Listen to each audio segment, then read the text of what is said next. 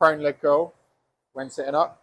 The first thing we want to do, one of the most important things we want to set up, is the position of the knees. Okay, so the knee bends and the machine also rotates. Okay, so if you think of the knee rotating, there you go. We want the knee to line up with that part on the machine. All right. If the machine has this feature, we want to make sure we want to get it as high up on the back of the leg.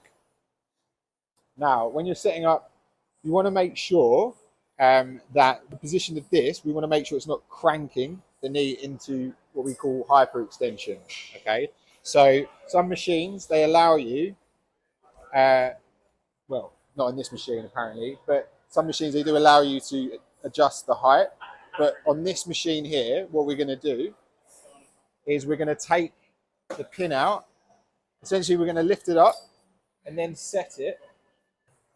So from here, there's not going to be any resistance at all, which is good if you can't really get the knee into that position. So basically, if you proceed to do the bend your knee, it's gonna start at that point where you feel comfortable in the knee.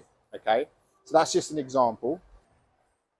Okay, so when people do bend at the knee, they tend to, yeah, go on. They tend to get a bit of motion in the hips, so they get quite a bit of movement here. And obviously we don't want the hips to move because we want to make sure that all we're moving is the hamstrings here, right? So what you want to think about is if I slid like a beer mat underneath the knee here, and we want to keep the pressure there as we bend the knees. So if you bend your knees, sit, keep the pressure on my fingers. Yeah, keep the pressure on the fingers. So we're trying to limit how much motion's happening at the pelvis.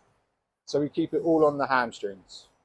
Okay, relax. So I would say this is probably the most important thing to make sure you set up well, because essentially if we're working the hamstrings and we want to be moving in the direction that the knee joint can move in, then we want to make sure that the knee joint is in the right position so that it can push against the resistance, right?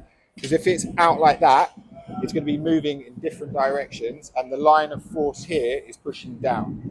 So it's very, very important that we make sure that the position